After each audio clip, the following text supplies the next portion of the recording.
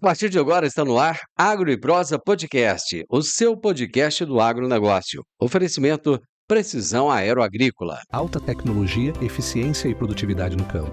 Com a Precisão Aeroagrícola, você tem maior uniformidade na aplicação, sem amassar plantas e sem compactar o solo.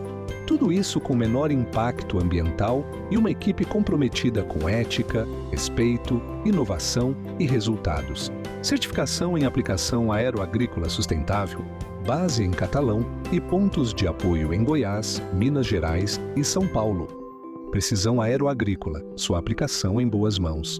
Acesse www.precisãoaeroagrícola.com.br. Agro e Prosa, apresentação Divino Ronaldo. A minha entrevistada de hoje é Laísa Oliveira Gonçalves, engenheira agrônoma de desenvolvimento de mercado da FMC Agrícola, mestranda em produção vegetal na UniRV, Universidade de Rio Verde. E nós vamos falar sobre manejo de resistência da ferrugem na cultura da soja. Como é que você está? Tudo bem? Tudo jóia, Divino. Prazer estar aqui contigo e poder falar um pouquinho com você e com o pessoal de casa. Pois é, o pessoal pode estar perguntando assim, mas vai falar de ferrugem agora para quê? O pessoal já está colhendo, já está plantando milho. Mas é um assunto que é sempre importante, né, Laísa? Sim, sempre muito importante. E a gente tem que lembrar que este ano foi uma safra muito desafiadora e por mais que a gente tenha bastante área colhida aqui na região, mas ainda tem muitas regiões a ser colhida. Então é uma doença que a gente tem que pensar que nessas áreas que vão ficar por último a ser colhida, elas precisam de uma atenção especial nesse manejo aí no finalzinho aí de um fechamento do ciclo. E tem algumas áreas, por exemplo, mais no norte de Goiás, umas áreas de abertura ali, que o pessoal realmente planta um pouco mais tarde. E em outros estados também. Você acha que aqui, graças a Deus, nós não tivemos aquela explosão da ferrugem, mas pode vir a acontecer em outros lugares? Explosão muito agressiva, creio que não, porque o produtor hoje já vem fazendo um bom manejo. Mas a gente tem que ficar em alerta sim e tomar alguns cuidados mesmo que nessa reta final. Porque condição para ter uma pressão, mesmo que razoável, da ferrugem, a gente tem sim.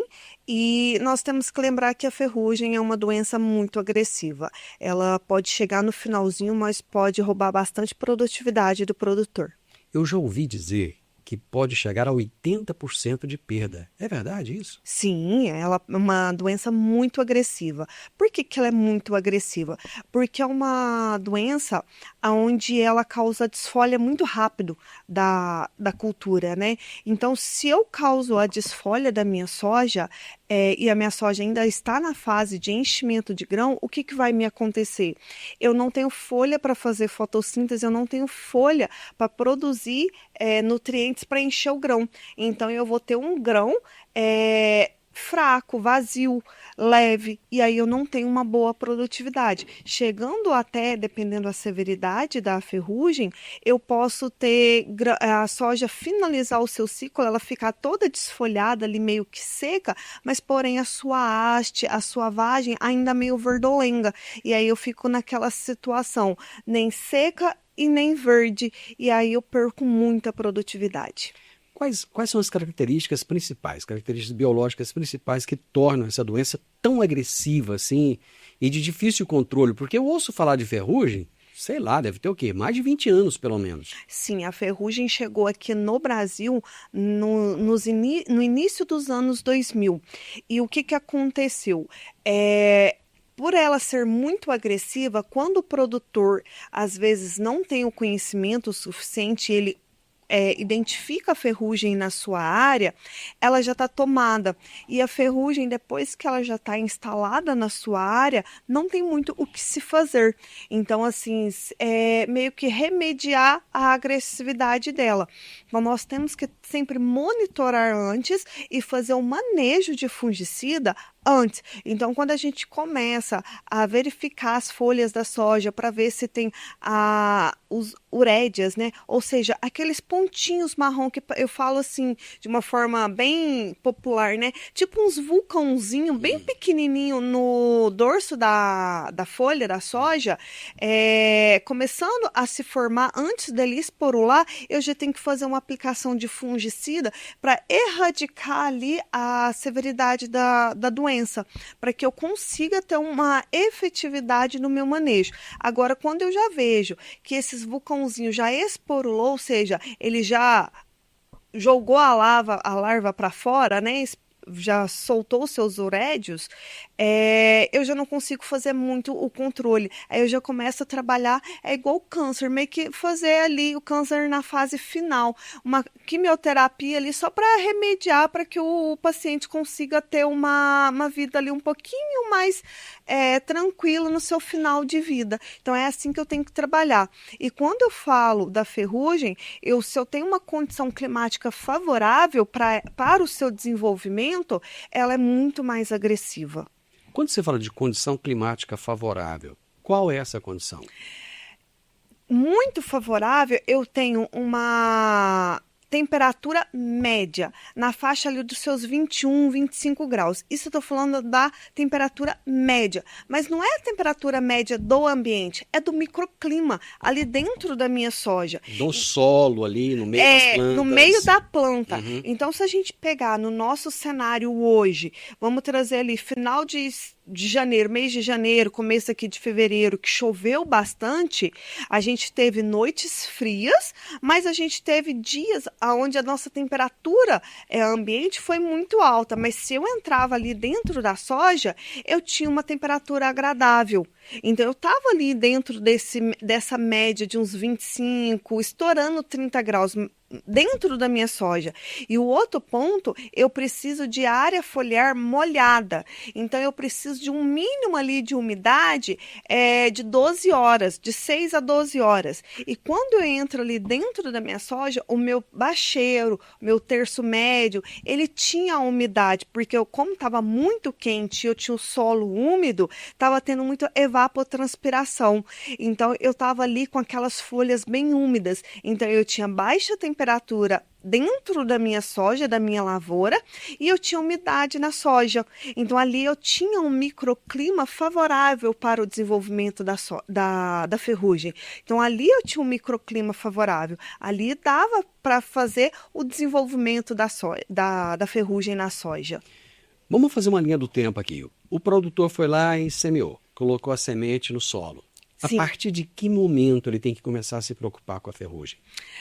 A partir do momento que ela germinou. Basicamente seria isso. E aí o que acontece? Nós temos vários tipos de fungicida.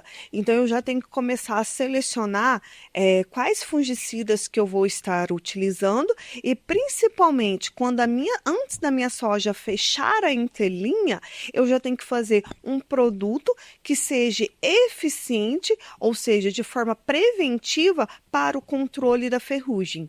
E aí após o fechamento da entrelinha, eu sei que aquele meu bacheiro não vai receber mais produto com tanta eficiência. E aí eu já começo a trabalhar o terço médio e o ponteiro. Então, eu tenho que sempre trabalhar o manejo da minha soja por camadas. Então, o bacheiro, o terço médio e depois o terço superior. E dentro desse manejo, eu tenho que entender qual fungicida é eficiente para mim. Então, eu sei que tem fungicida que é preventivo, curativo, erradicante. Então, cada produto tem o seu momento de ser usado. E eu ainda tenho que separar os fungicidas assim.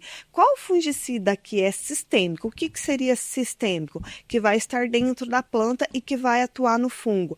Qual que é o fungicida que é protetor, que vai estar ali sobre a planta e que vai dificultar a penetração do fungo na planta? Então, eu tenho que separar esses fungicidas e saber correlacionar qual que eu vou usar junto, em qual momento que eu vou usar. E dentro desses grupos, eu tenho, digamos, os subgrupos. Então, cada ingrediente ativo que eu vou atuar nesse momento, para fazer a correlação deles e intercalar quando eu uso cada um. É complexo, né? Um pouquinho. É bem complexo. Um pouquinho complexo, mas quando o produtor começa a comparar cada um, fazer a rotação desses produtos, ele tem um bom resultado. Me fala uma coisa, vazio sanitário ainda é importante? Extremamente. Por que que é extremamente importante? A ferrugem da soja, ele não é igual outras doenças, igual uma mancha-alva e tal, que é um fungo necrotófico, que se multiplica em restos culturais. Ele precisa da planta viva para ele se multiplicar. Então, o vazio sanitário é o quê? É um período onde eu deixo a área, uma região, sem inóculo do fungo. Ou seja, eu deixo sem soja, e isso eu tenho que contar, inclusive, a soja tiguera.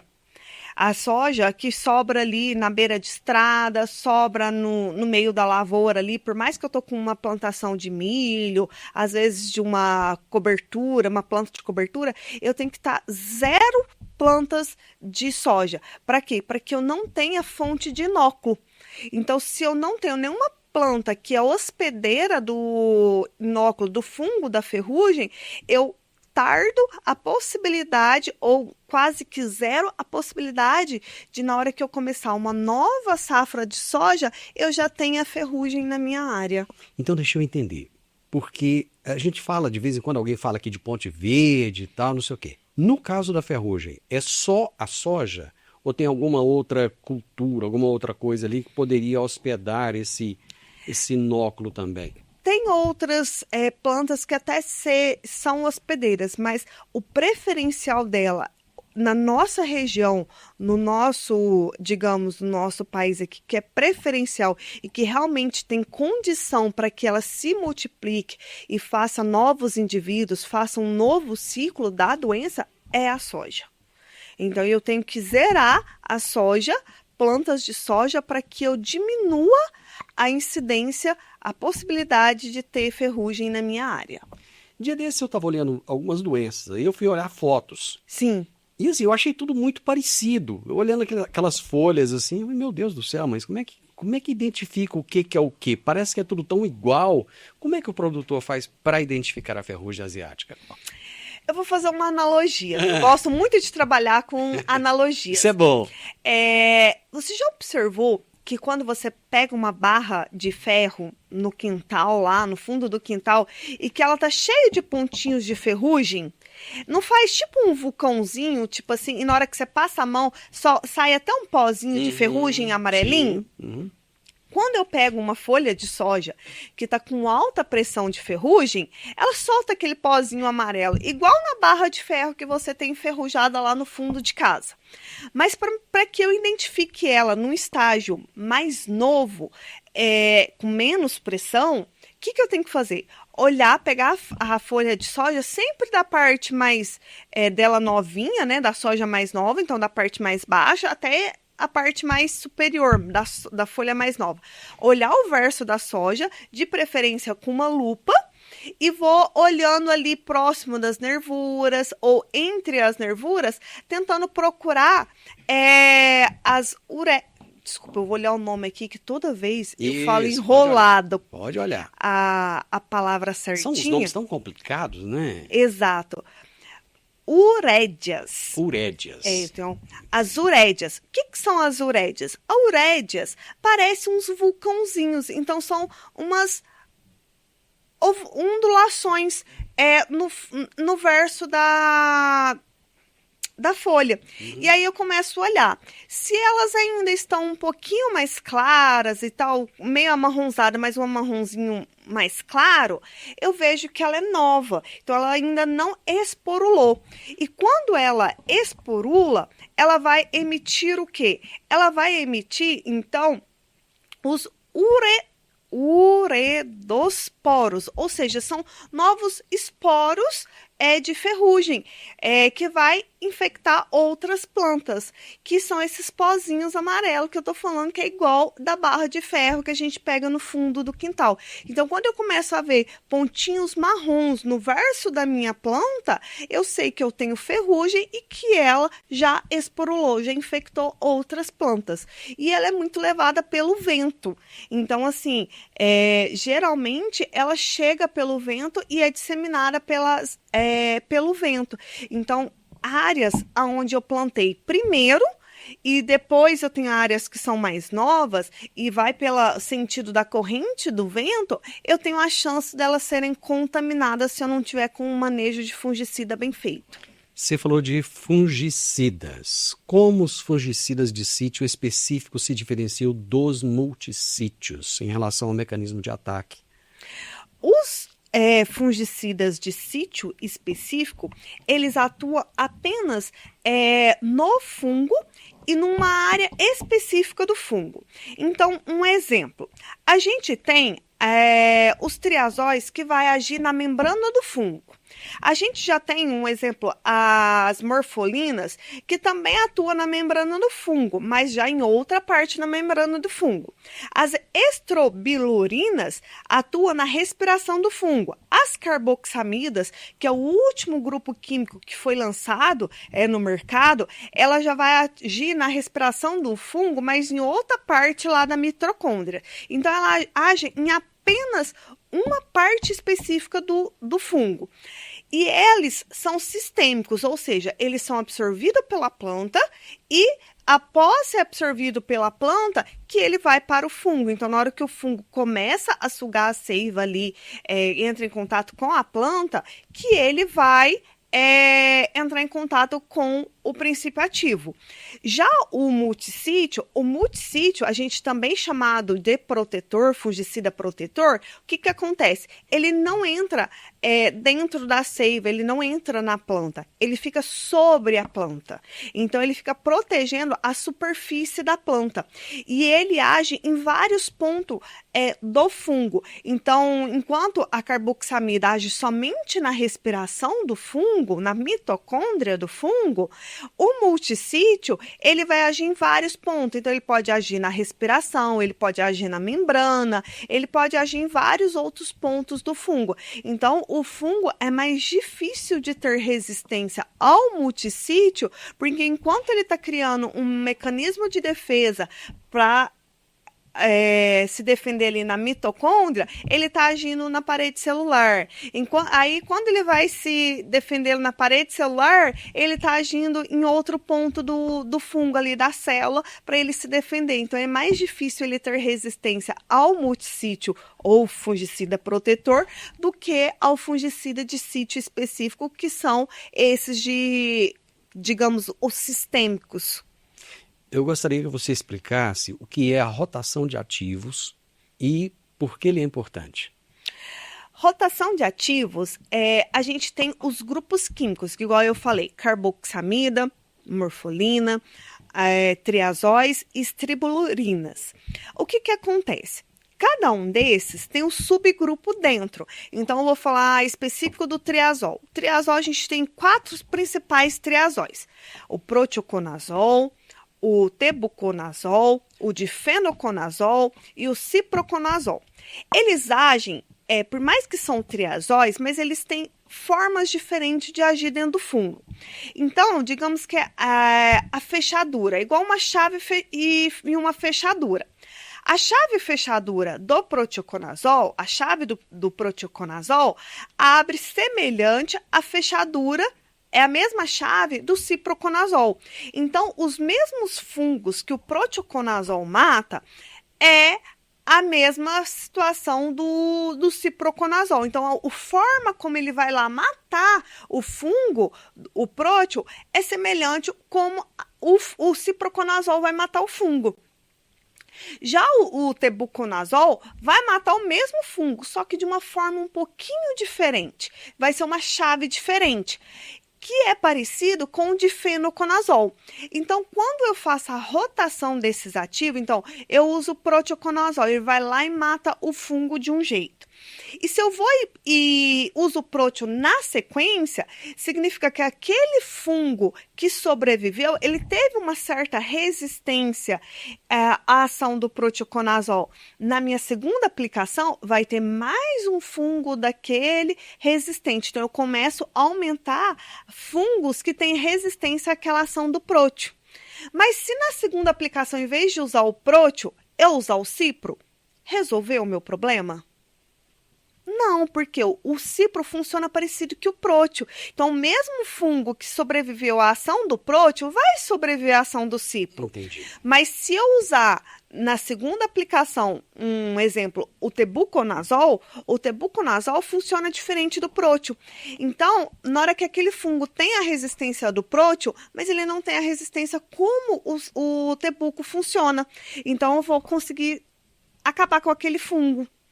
Então, quando eu faço rotação de ativos, não de produto comercial, de ativos, eu diminuo a chance de ter resistência de produto, de ativos. Então, eu consigo ter uma viabilidade maior dos produtos no campo. Então, por isso que eu preciso de rotação. Eu dei o exemplo do triazol, de 4 triazóis, mas isso vale tanto para as carboxamidas quanto para as estirbulinas. Entendi. Nós estamos no Cerrado. Sim. O Brasil tem biomas diversos, né? Uhum. País continental, gigante, né? E a gente tem soja plantada desde o sul até o norte do Brasil, né? O Cerrado, ele acaba trazendo uma pressão maior em termos de ferrugem ou não, em relação aos demais biomas? Olha, eu digo que, por um lado, sim. Por quê? Porque a gente tem uma variabilidade em épocas de plantio muito grande, e a outra, o nosso clima se torna um microclima favorável. Porque se a gente pegar só aqui na nossa região, só no Goiás, vamos pôr no Goiás, qual que é a nossa época de plantio? A gente começa a plantar em setembro, e se a gente levar até lá, Uruaçu, que é o norte, a gente planta soja até quase dezembro. Final de novembro. Então, são 2 meses e meio plantando soja. Imagina quanto tempo até a colheita, finalizar a colheita. Então, a gente começa a colher soja em janeiro, final de janeiro, e vai terminar de colher soja final de março. E dentro desse período, então a gente está falando mais de 6 meses com soja no campo. E a gente tem um microclima favorável. O que é esse microclima favorável que eu estou dizendo? Não é o clima que a gente está aqui respirando, que a gente está vivendo. É o dentro da soja. Porque a gente tem uma condição muito boa da soja fechar entre linhas. A gente tem variedades de soja que formam um microclima muito favorável. Porque a gente tem umidade e a gente tem temperatura. Então, por mais que a gente tenha altas temperaturas, mas a gente também tem uma boa umidade em várias épocas do ano. Desses 6 meses, a gente tem uma boa umidade e a gente consegue fazer um microclima ali variável, favorável para ela. Então, sim, a gente tem uma condição muito boa. Hoje os biológicos estão em alta, né? Cada dia que passa a gente fala mais dos biológicos, da integração do biológico com o químico. No caso da ferrugem, funciona? Olha, depende do biológico e é um assunto muito polêmico e eu vejo que os biológicos têm muito ainda para crescer. O que a gente tem, quando fala de biológico, a gente tem que entender uma coisa. Qual biológico eu vou usar e quando eu vou usar? Porque a gente tem biológico que ele atua no fungo e a gente tem biológico que atua na planta. Então, eu estou falando de biológico que é indutor de resistência.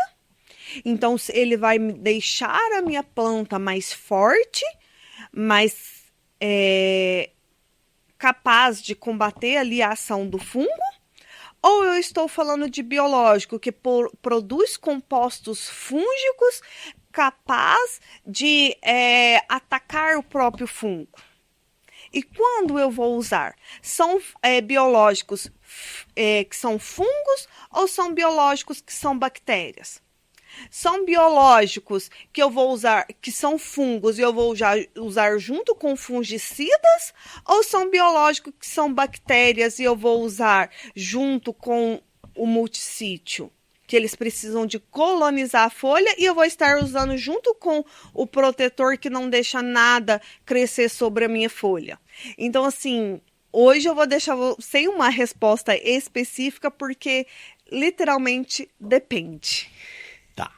Resposta típica de engenheiro agrônomo, né? É. Mas tudo bem. Vamos então tentar, mas eu vou insistir um pouquinho mais. Sim. Biológico mais químico ou diferentes grupos químicos? Os dois. Porque a gente precisa, mesmo tem muitos biológicos que têm dado resultados.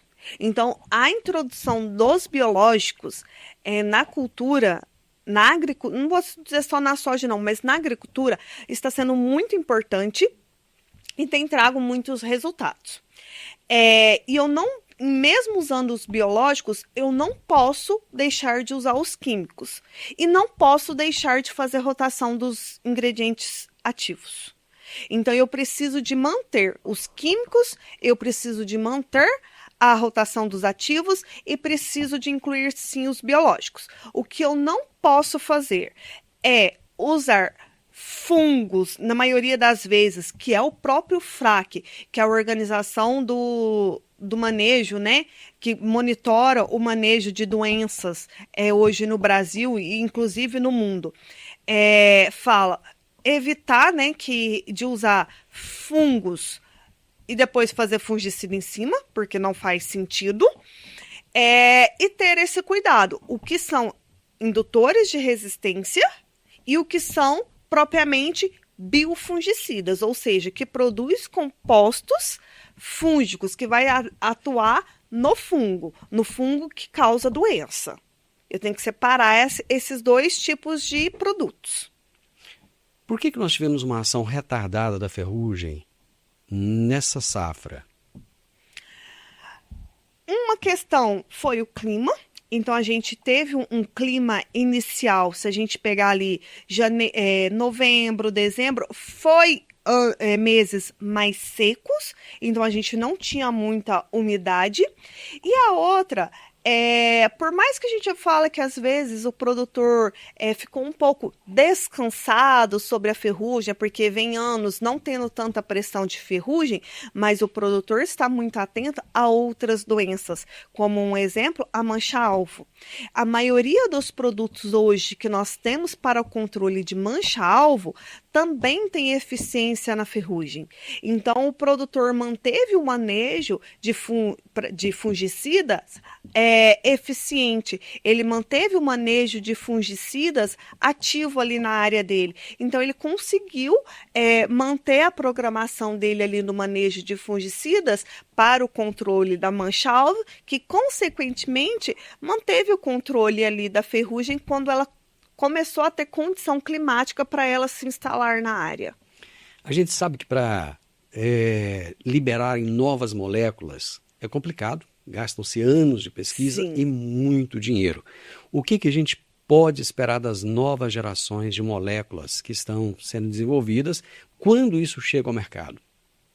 Olha, esse ano o mercado algumas empresas trouxe moléculas inovadas de grupo químico já existente, mas molécula mais focada para a doença mancha-alvo, mas não muito focada para a ferrugem. Não é que elas não funcionam, mas o foco maior do desenvolvimento dessas duas empresas em específico, foi mais focado para mancha-alvo, que hoje é a dor maior do produtor. O que a gente tem hoje declarado é que a previsão, se o mapa nos ajudar, é que em 2030 nós teremos um novo grupo químico, e esse novo grupo químico é focado em ferrugem. Então, hoje a empresa tem absoluta certeza e eficiência, ela já vem há alguns anos fazendo desenvolvimento no Brasil e fora do Brasil, focado em ferrugem, e vem também trabalhando a eficiência desse grupo químico sobre outras doenças como a mancha-alvo, mas a previsão é 2030. Tá aí, né? Tá chegando. Falta pouquinho, falta só 4 safras, se o mapa nos ajudar. Vamos torcer para o mapa ajudar. Isso. Laís, obrigado, viu? Eu que agradeço a oportunidade de conversar aqui com vocês e também poder aprender um pouquinho. É isso aí, gente. Nós ainda vamos falar de ferrugem aqui durante muito tempo, podem ter certeza disso. Esse ano foi um pouco mais tranquilo, mas o produtor não pode tirar o olho, não pode descansar.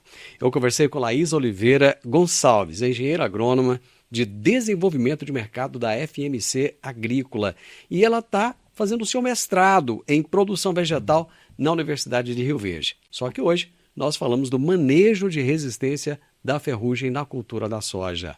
Gostou da prosa? Se gostou, deixe pra gente um like, deixe comentários, compartilhe com um monte de gente. Você sabia que mais de 95% das pessoas que assistem aos nossos vídeos, às nossas entrevistas, não são inscritos no nosso canal? Paga nada para se inscrever. Inscreva, é muito relevante. Você vai receber notificações das próximas entrevistas e ainda vai ajudar a ter relevância para o nosso conteúdo e ajudar o agro também a ficar cada vez mais relevante no Brasil. Um grande abraço a todos vocês e até a nossa próxima prosa. Tchau, tchau. O podcast Agro e Prosa tem o objetivo de falar do agronegócio de forma fácil, simples e descomplicada. Diariamente conversamos com os maiores atores do agro e abordamos os mais diversos assuntos de interesse de produtores rurais, técnicos, pesquisadores, profissionais da área e simpatizantes do agronegócio. Se você gosta do nosso podcast, então você pode nos ajudar. É muito simples. Basta seguir-nos nas principais plataformas de streaming e também no YouTube.